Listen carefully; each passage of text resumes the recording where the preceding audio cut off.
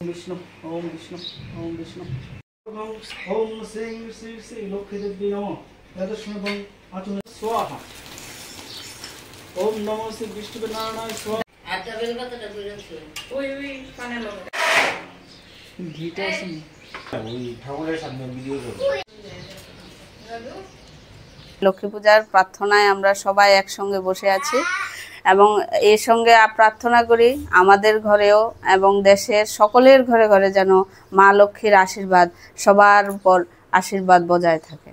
পূজা তিথি শুরু হয়েছে সকাল 11:24 থেকে সারাদিনই তিথি থাকবে।